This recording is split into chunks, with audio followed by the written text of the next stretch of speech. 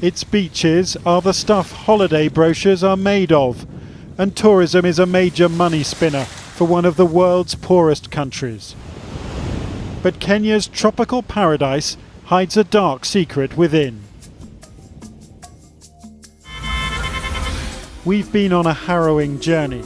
From nightclubs where European men pick up 12-year-old Kenyan girls, to this orphanage where children as young as 6 have found sanctuary after sexual abuse by foreign tourists. A journey into a world of cruelty and desperation, a world we could scarcely have imagined. They sort of feel that they can do anything they like when they come to Kenya and get away with it. Mombasa after midnight, and the city's clubs are filling with white male European tourists ogling and fondling teenage girls. The teenagers wear high heels or pay a bribe at the door to get in. The ultimate prize is a Mzungu or white man who will pay for sex 5 times what a Kenyan labourer can earn in a day. But the price these girls are paying is a stolen childhood. Anastasia says she's 13 now and has been prostituting herself since she slept with a British tourist at the age of 10, a crime which back in Britain would be classed as rape. Her parents couldn't even afford school shoes, so she set out for a better life amid the bright lights of Mombasa. That life is sharing a flat with a fellow prostitute, Leila, who is 14. And both girls say the number of children involved is growing. When I started at the age of 12, I could go into a nightclub. Maybe I can get 10 to 20 girls. At least you can count and know that one, that is a prostitute. But now there are many, all over the place. Sometimes I do get stressed. I ask myself, or I ask God, what have I done wrong? I'm still a child and I'm doing this. 3 years ago, a study by the UN children's agency UNICEF warned that there were thousands of girls like Leila, but that was before Kenya was plunged into political violence and economic crisis and a drought which has left 10 million Kenyans without enough food to eat. The author of the UNICEF study now reckons her findings are an underestimate. The study pretty strongly demonstrated that it was approximately 30% of the population of children between the ages of 12 to 18 who were engaged in some form of sex work. That's an astonishingly high figure. How many thousands of people are we talking about? We're talking about 15 to 20,000 children. The researchers that I worked with when I conducted the study all tell me now that they have a lot of visual evidence of an increasing numbers of younger and younger children. Just 2 miles from Mombasa's beachfront hotels and you're a world away. We found local tribesmen dancing in memory of a dead friend. Hardly anyone has a job in this village, and the local elders say they're battling to stop their children from heading to the beach in search of a white man with a wallet full of cash. When you go to the beach, you will get a European, a foreigner, who will give you money. And then they just flock there. We had heard that resorts north of Mombasa were the centre of the underage sex trade, so we drove for about an hour to a village near the town of Malindi. And the scale of what we found left us profoundly shocked. Teenagers shelling maize told us it was normal for young children to sleep with African men in the low season to prepare for rich foreigners later. And the village elder was so concerned about his village's children that he sent several families with their 12 and 13-year-old girls and boys to talk to us. So we have a group of children here, 1, 2, 3, 4, 5, 6, 7, 8, 9, 10 of you. Can you tell me how many of you have had sex with foreigners on the beach? 1, 2, 3, 4. Yeah, 4. 4 of you. 4 of the 10 of you. Almost half. It was Fatuma's story which affected us the most. She's 13 now, but she says she was driven by hunger to sell herself to 2 European tourists named Andre and Thomas at the age of 11. The first one, I get it 1,000.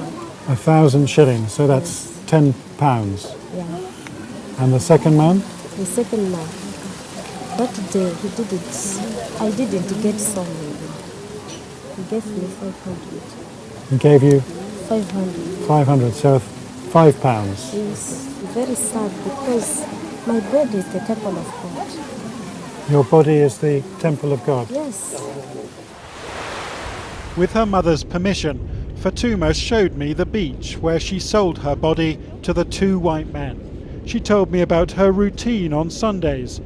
In the morning she goes to church. In the afternoon, her family's poverty forces her here to look for more foreigners. And her mother claims she's powerless to stop her. Kuhusu Fatuma anarandaranda kwa sababu ya kihali ya kimapenzi sina, chakula sina nyumbani, hivi ni mtoto wa shule nimekwama amefukuzwa ndo anazunguka. What makes what I've just heard even more shocking is that it isn't even a secret. It's widely accepted in this village that children are sold to foreign tourists for sex. And what's happening here is happening up and down the Kenyan coast, with thousands of children, possibly tens of thousands of children, involved.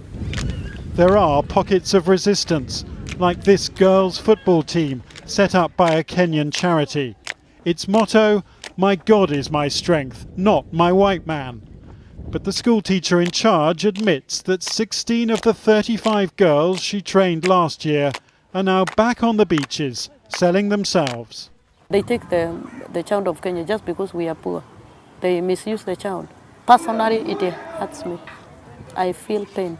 Any foreigner found sleeping with a Kenyan child should be taken back to his country and never be given allowance to come to our country again. All along the coast we'd heard that children abused by tourists are now younger than ever. But we wanted evidence. So we went to Mombasa's only public clinic specialising in sexual violence, where cameras have never been allowed to witness the terrible suffering within. The sound you can hear is of a 6-year-old boy crying out after being raped by a neighbour. Stark proof that child sex abuse is not just a tourist problem. Crimes against children are committed by Kenyans as well. And this clinic is unique in confronting a scandal many would rather ignore. This is the clinic's admissions book, and it reads like an astonishing chronicle of cruelty. Over 1,000 children treated here in the last 2 years. And the academic analysing the daily roll call says their ages are falling, with more and more sold for sex. So the ages we have here are 9, 10, 8, 15, 10, 6 years old here. That is typical of our clinic. We have 78% under 15 and... all raped or sodomized? Raped or sodomized. This is all violations against these children. How many of these horrific child abuse cases have been carried out, perpetrated by tourists from abroad? The national estimate, based on a report by UNICEF, is that 40%, approximately 40 to 50%, it's a hard number to calculate, are committed by tourists from abroad. On busy days, an abused child can wait 8 hours to see a doctor. This clinic is the first of its kind in Kenya, and the doctors wonder how many abuse cases never get reported at all. We don't know what the situation is exactly outside, but we are sure that what we are seeing is just the tip of the iceberg. Do you get a sense that any of these cases you deal with of child abuse end up in court? Basing on our judicial system and the various loopholes we're currently having with evidence collection, we don't have even evidence collection kits. So I'd say it's very rare for a perpetrator to be jailed. Very, very rare. In June, Kenyans near this beach took the law into their own hands, hacking down beach huts after a European tourist was accused of molesting 9-year-olds inside. A local campaigner told me that even if the tourist was caught, he could bribe the police to drop the case. Ours was a journey of painful contrasts. The tropical beauty of the holiday resorts jarring with the desperation of the children nearby. And as we continued our investigation, those contrasts became ever more disturbing. We found Henry, a 7-year-old molested by a white man in exchange for pocket money, new clothes and a bag of flour. His father wants the police to bring charges, but the police have told the parents that the tourist has fled to Europe and may never return.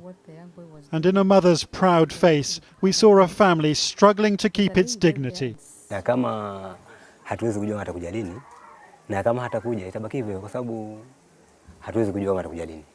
Ikiwa mimi kama wakati nilikuwa na pesa, ingechukuliwa tight, lakini kwa sababu sina kitu, ni kwa sababu inachukuliwa hivi hivi. Inasemekana mpaka aende arudi. The authorities know there's a problem. Look at the billboards. They hope a new tourist police force will be patrolling the beaches by the end of this year.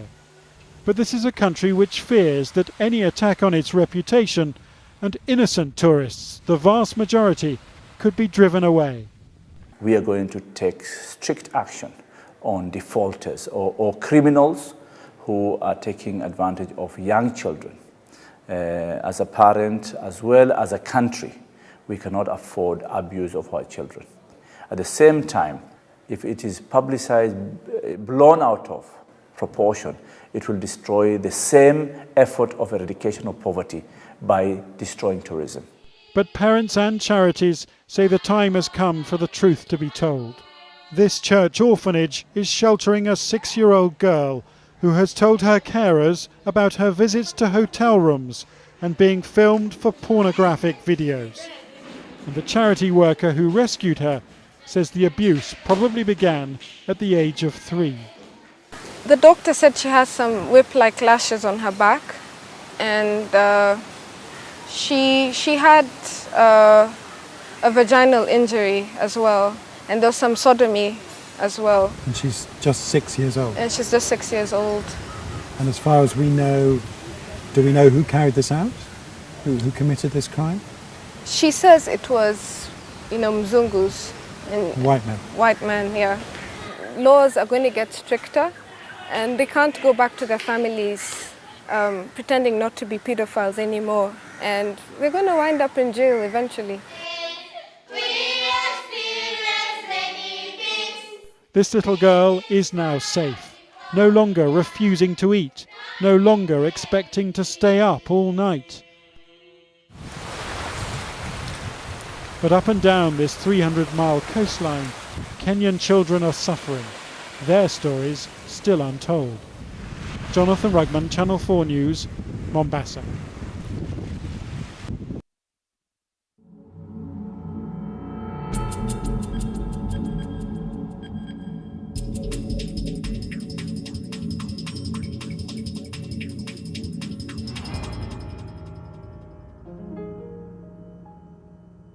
Where their great-great-great-great-grandsons and daughters, descendants of royalty, forced to live like paupers. They called slaves savages, but what about all the little black girls that got raped? Were they savages? And think about all the ones that got pregnant, whose babies were killed before birth to save marriages.